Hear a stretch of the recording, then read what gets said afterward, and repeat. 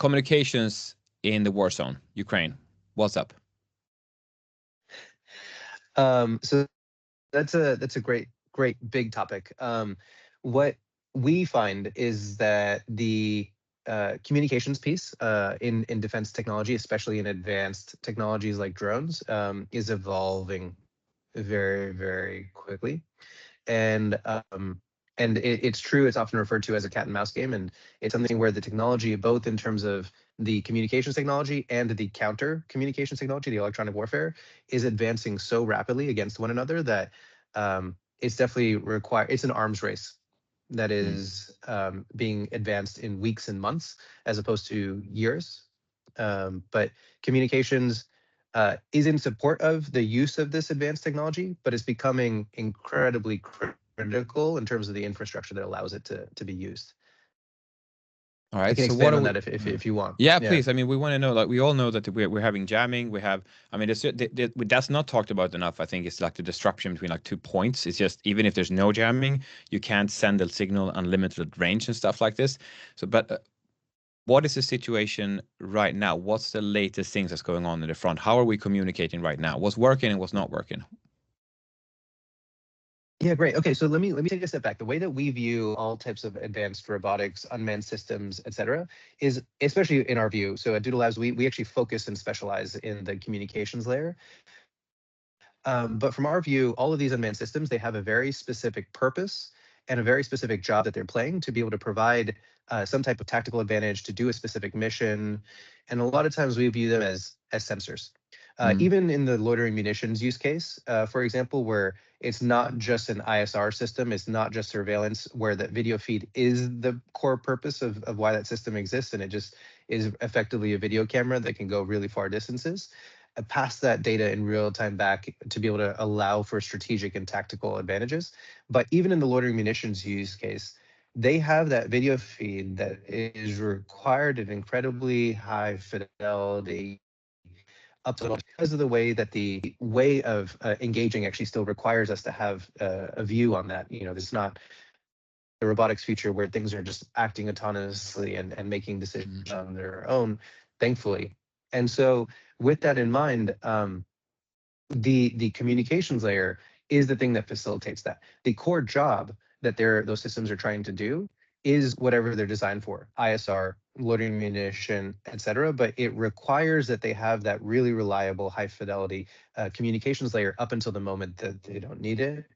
And so that's what we find our involvement is really allowing for that solution, allowing for that capability.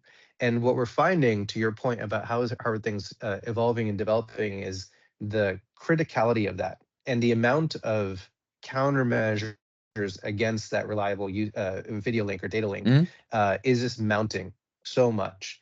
What we found is that, you know, even our involvement working with defense technologies, unmanned systems for defense 5 years ago had no requirement for anti-jamming or any type of EW countermeasure, because they were largely actually at that point fairly experimental. Drone technology at that point was really focused on the industrial use cases, commercial use cases. And in that way, the jamming piece of it was really the passive component of noise, RF noise, right? So they're operating on unlicensed frequency bands in urban environments was kind of the most challenging use case of drone technology in the imagining of, you know, drone delivery, things like that. That kind of is a core set to even what a critical layer of anti-jamming capabilities is that frequency agility that we do. But, you know, passive interference, passive noise is a much limited scope compared to now when that's turned into active deterrence via electronic warfare, really high power jammers pumping a lot of noise into the spectrum that they recognize that the drone is operating in. But And how is so that possible? having the Like, ability to so move away from that. yeah, Yeah. but how Yeah, is you're that good. possible to do this? Like, we have an ISR drone, they're high. I mean, if we can stay on that, are they Yeah. able to Yeah. do directed like jamming, like high energy jamming towards that? Is that going on right now? Yes, very much so. But how about In but that would make me who's sending the signal very, you know, threatened, because like now it's, you know, you can read my jamming signal, and if it's strong, you should be able to take me out. That's exactly right. And so that's where, to take a step back, so to explain how that works. So jammers are effectively, the same type of technology as our radio technology, but just amplified to make a ton of noise. So a really simple kind of analogy is, if you're, a couple of relatable ones probably are, if you've ever been at like a state, or if you've been in a concert, these large kind of congested spaces, and tried to use your phone, it doesn't work because the signal, everyone's trying to use their phone at the same time. It's just kind of swamped. A similar type of analogy to explain what jamming really is if you ever tried to communicate with a friend in a loud space, maybe like a bar or something like that, and you're just trying to talk in normal volume, they can't hear you. And so now you have two options as to, if you need your communication to get across, you can either shout a lot louder, or you can step outside. And that's kind of the approach that we take, is more of the step outside. So just exactly as you said, everything is operating in a specific swath of spectrum at a specific time. So based on what you're trying to transmit, if it's video, around 10 megahertz type of channel size, to be able to pass enough data within a swath of spectrum, within a frequency band. Now, if the jammers pick you up, they're sensing and they're looking for that RF noise, then they match to that, especially if they're tuned to the same set of frequencies. And then when a lot of these drone data links, et cetera, based on constraints of physics and power, are in the single digits of wattage. These jammers are 10, 20, 50 watt type of systems. And so they're just going to slam a bunch of noise there.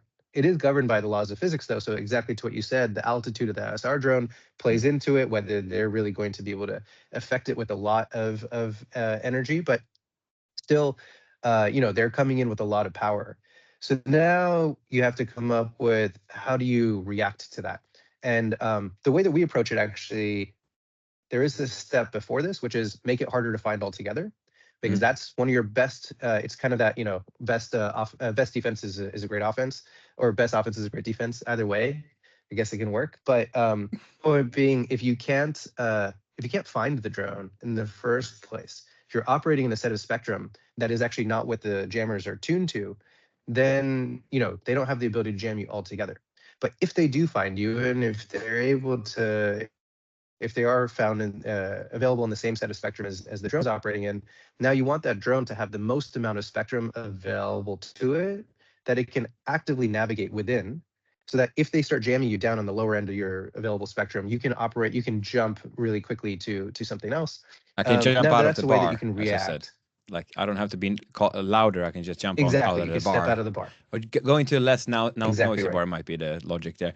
And then, but then, so, then they would have to detect in turn that, okay, actually the frequency like disappeared from this sub. Well, I mean, I don't know if they would be able to hear that either so much. If they are producing the noise, how would they know that you are changing your channel? I mean, I don't know, they might be able to, but yeah, I can see the point in that. So you can kind of move, if you're able to detect that you're being jammed, and then in return switch your channel around. They would have to do like all spectrum jamming at the same time, and that requires an enormous amount of electricity, I think, to do that. So somebody have told me, like, you don't really do that, because you have to kind of narrow what you're jamming, because omni jamming, whatever that would be called, it's just you need like a nuclear plant to like power that thing up. Is that a good understanding Exactly of right. the? Yeah. Yes, exactly. Yeah. So it's not just actually the access to the amount of like input energy, but it's also how much energy you're trying to put out. And here's another analogy for that, which is, if you can think of like a hose, and when you just are running a hose and you kind of have like a lot of volume of water coming out, but it doesn't go very far, and then you actually put your thumb on it, and now a much smaller amount is going much further, right? So we're just talking about the altitude that an ISR drone is flying at. How do you hit that? Yeah. If you're just pumping out a ton of noise across a really wide range of spectrum, it's not going to be that effective. But if you need it to actually hit that thing and really be able to swamp and kill its data link by completely filling it with interference, now you need it to be a lot more powerful.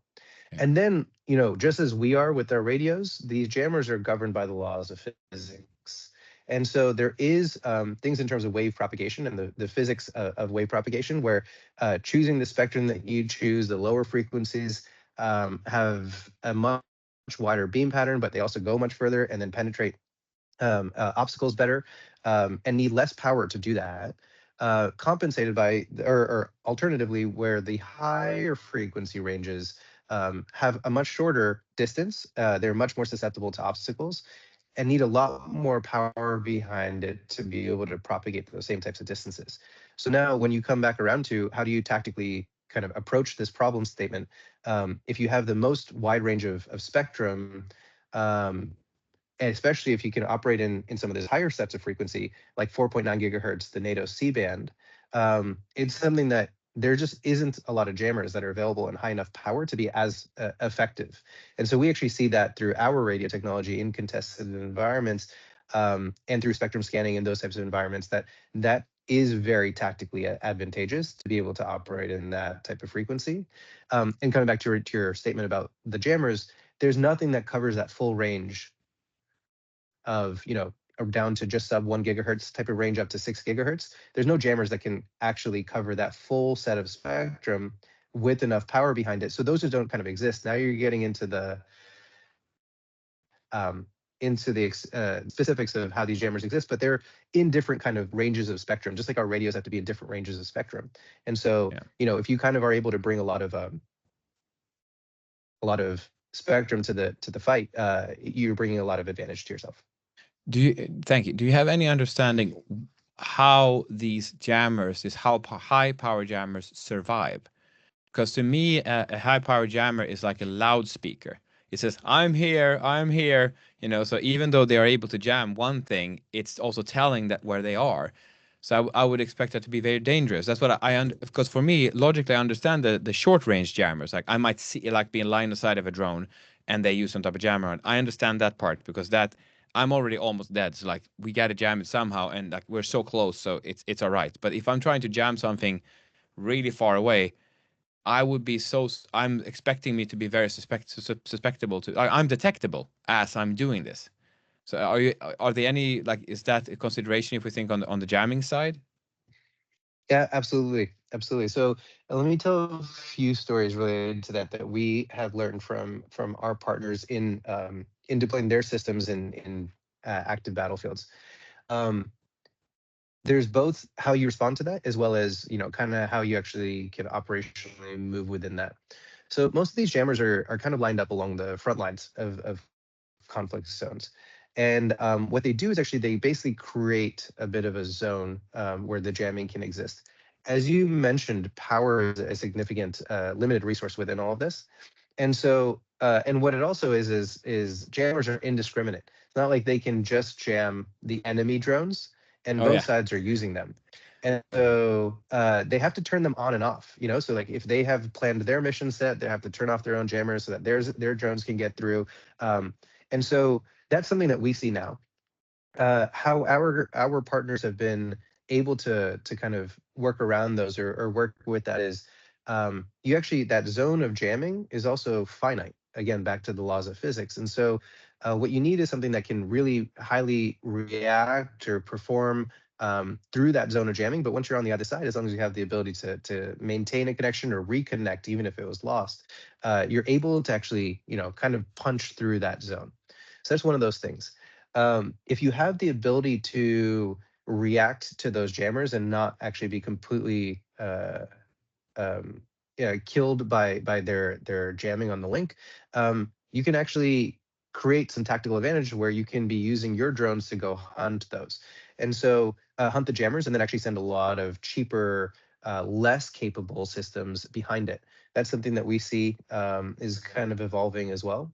And one of the last points to what you mentioned, absolutely correct. Like RF beaconing is definitely something that we see our partners really having to contend with and the end users that they support. Um, Jammers are the most loudest speaker, as you mentioned, but even within our side of things, the radios that support the GCS side, they give off an RF signature, significantly less in terms of power, but they give off an RF signature. Um, and so then you start to you see how there's a, a move towards actually creating separation between the GCS radio and the actual operator, the actual pilot. And so those are some of the functional things that also exist, whether you use some type of short range wireless comms or a long range tether between the GCS radio. But yes, this is absolutely a thing both on the jammer side as well as even just the GCS radios. All right. Well, like we talked a lot about like the long high flying. You're also helping with the lower like UGVs and stuff as well. You guys are also involved with that. That's right. Yeah. So do you want to see That's right. what's the latest in connectivity related to the UGVs? Yeah, so UGVs and USVs, it's very interesting. So within our set of scope, and what we do at Doodle Labs is we really focus on that connectivity layer for all types of unmanned systems. That's really what we've been focused on for quite some time. And we have solutions kind of available across all of these. And what we're starting to see is a lot more of the manifestation of the connected battlefield, or just multiple of these different types of systems working together in concert.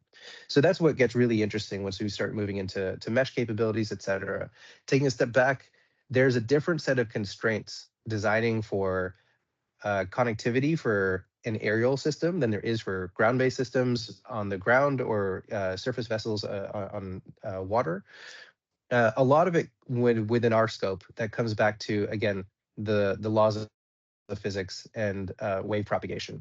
And so, for example, when you have a UGV to a like a GCS, like the control system, and both of them are on the ground, you actually start dealing with the curvature of the Earth. It's called fresnel zone, as an obstruction to that link altogether. It's something that you don't have in a drone system that is covering much further distances, but you have that that diagonal. You have that one GCS closer to the ground, but you have the altitude on the drone side. Um, so that's something that helps for much longer propagation. There's also some really funky things that happen with RF over water. So when it comes to the USVs, Yeah. and so what we actually find is that within our scope, the way that UGVs and USVs, the types of distances that they need to cover are, more like a few kilometers type of thing, when it's point to point, versus tens of kilometers, and pushing quite far, 40 plus kilometers, 50 plus kilometers on the drone link side. But what we're now starting to see is also meshing and relay.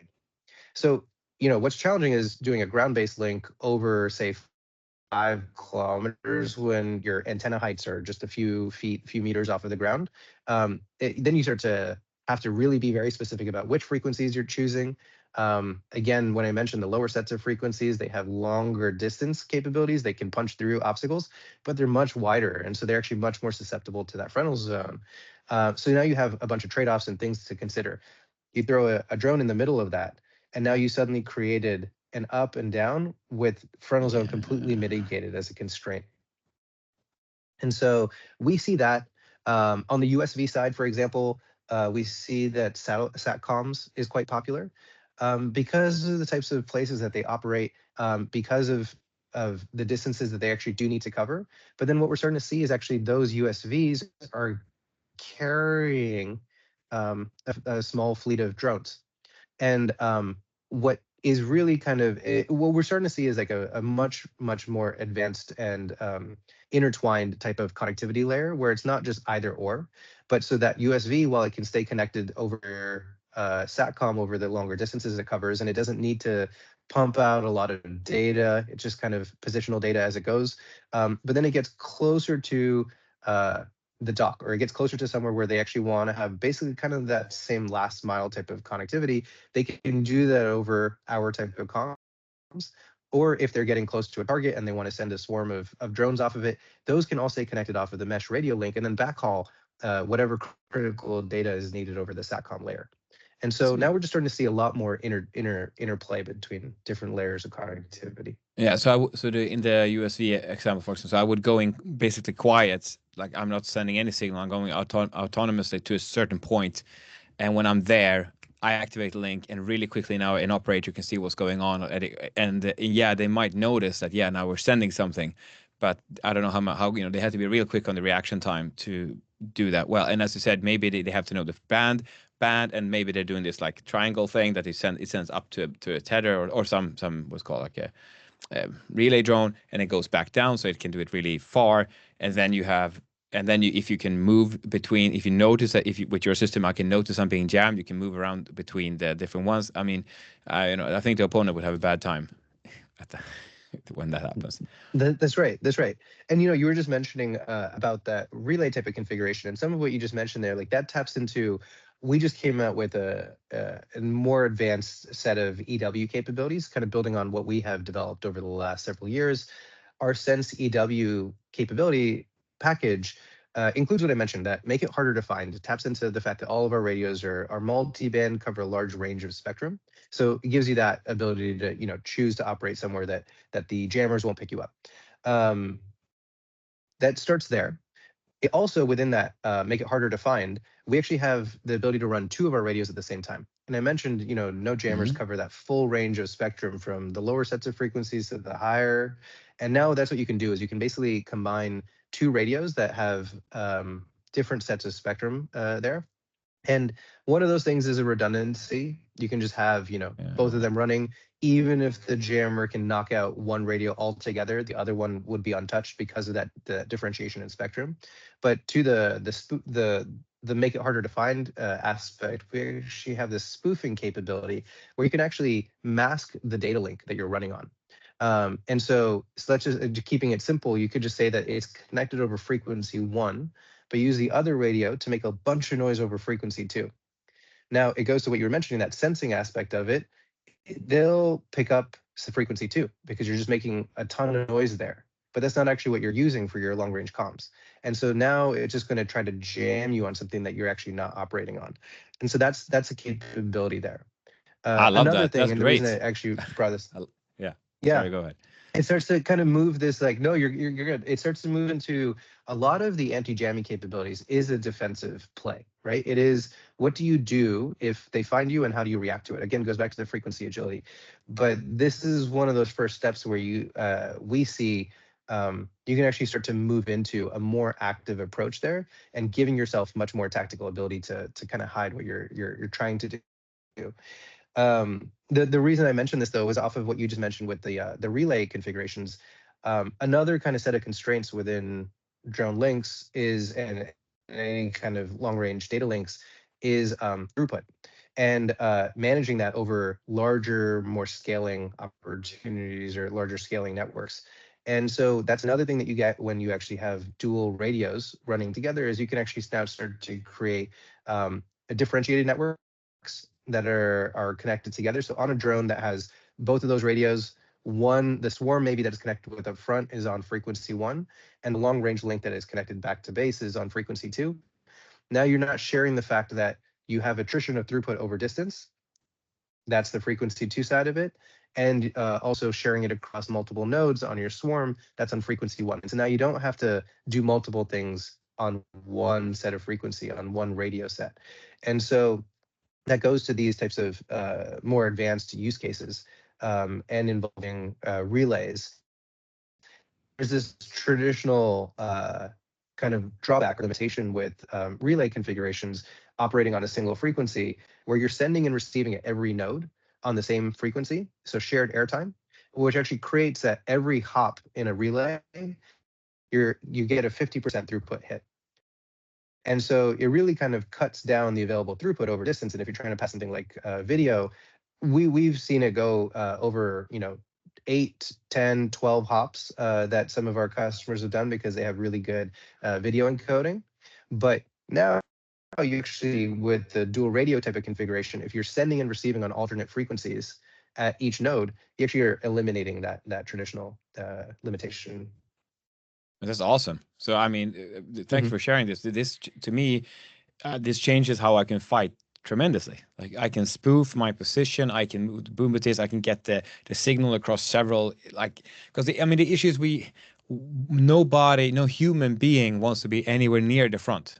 And I think that we have That's to right. find ways to, and the signal, I mean, this doesn't happen anymore, but you can't have a controller and control the drone because you're dead. Like, they're going to find your signal and find you, and you're done. You need to have at Mhm. least, but Mhm. what I was been hearing is like there's been at least one node in between.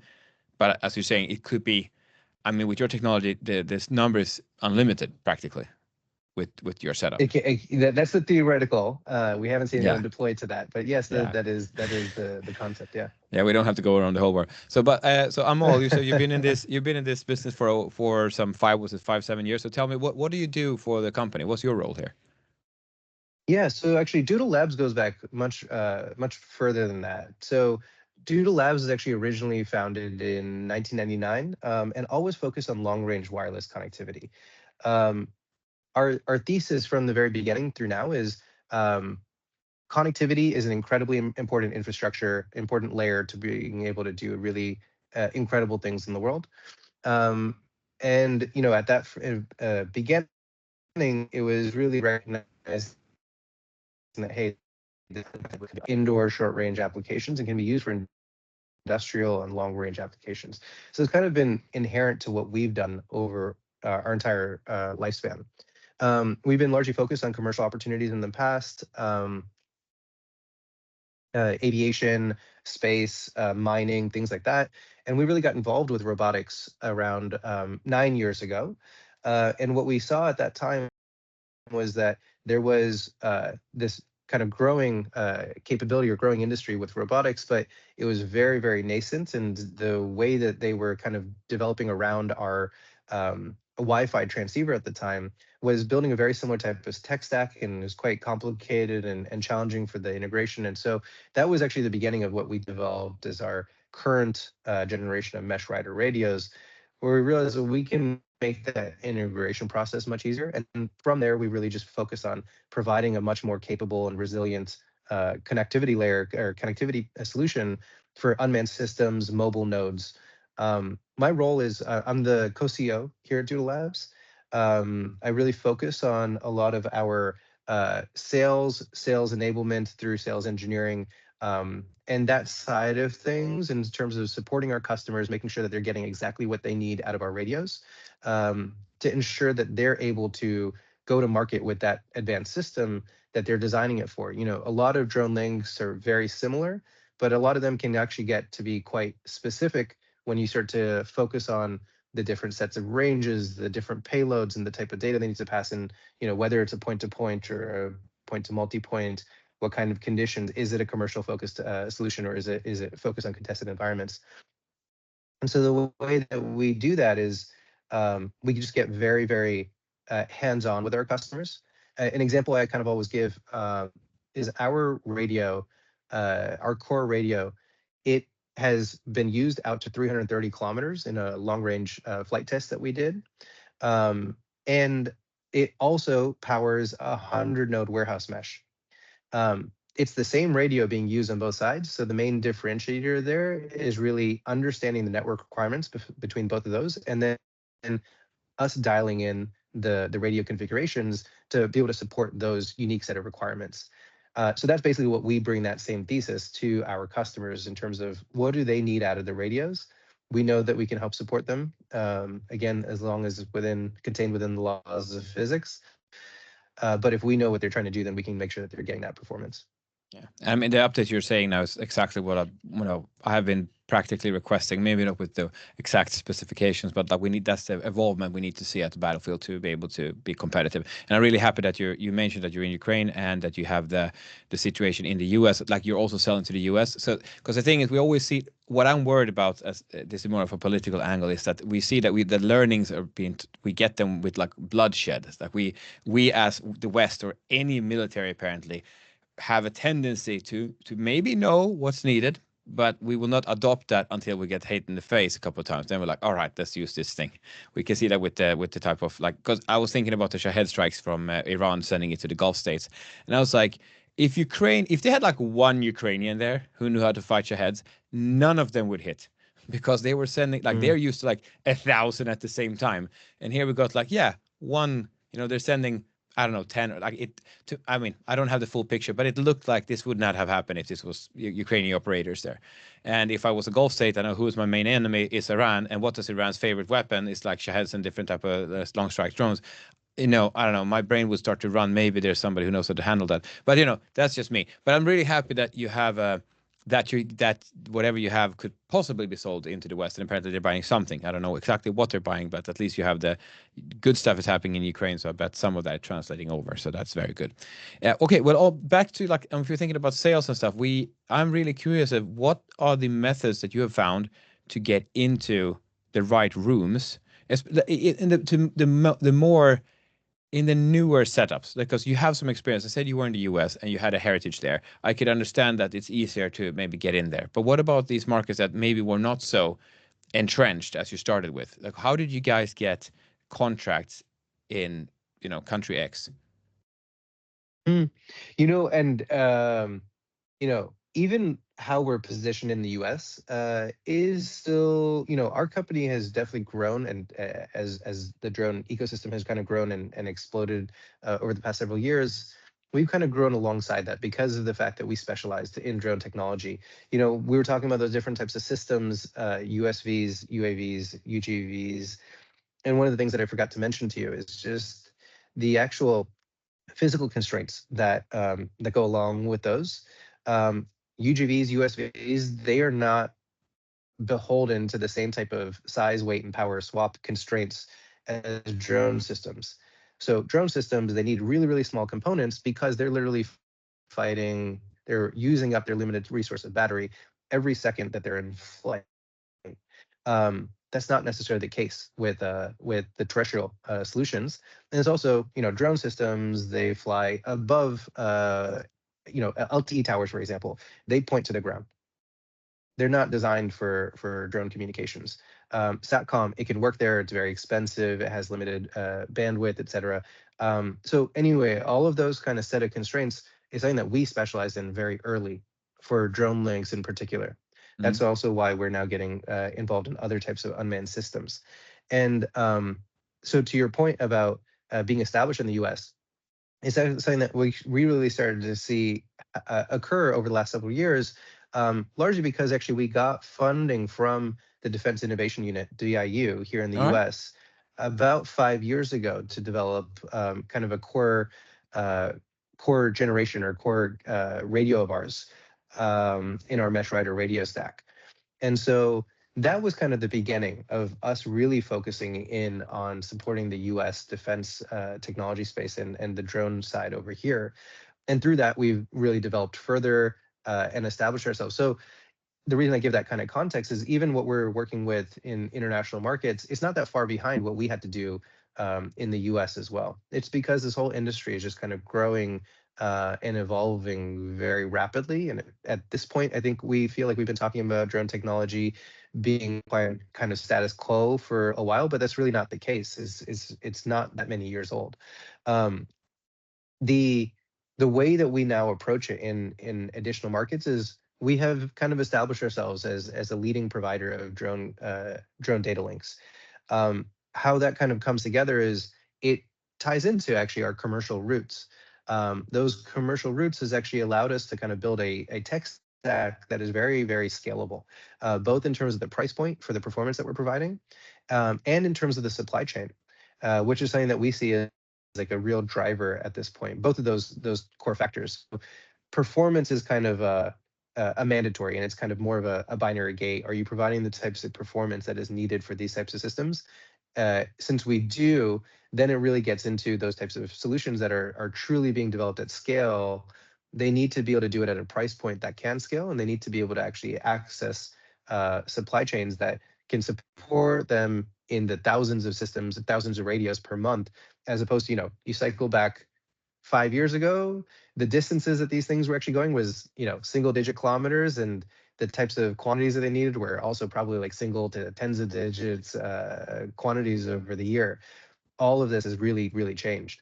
Um, and so finally, to answer your question in terms of how do we approach these other markets, it kind of is a little bit, there's less of um, a country by country kind of specific go to market plan per se.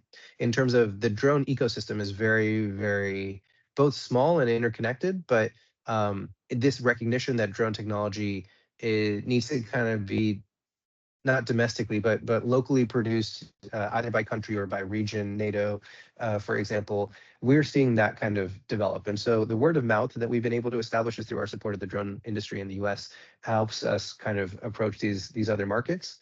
And everyone is kind of, definitely playing catch up, kind of to the point you were making about seeing how this technology is showing up in different places. Everyone, there's a real driver pushing forward this whole industry. And actually, last thing that I'll say is that there really does seem to be a change in the philosophy of defense technology that we can see kind of firsthand or through our customers. You're right. Where in the past, I think procurement of defense technology, especially in the U.S., has been fairly slow, and through these long programs of record, things where the technology that was bought really gets outdated by the time it's really kind of getting fielded. Actually, all of that has gone away. They're not doing these long multi-year programs of record. We're seeing that our drone customers that are getting different types of contracts are having to recompete with them or for them, actually every several months.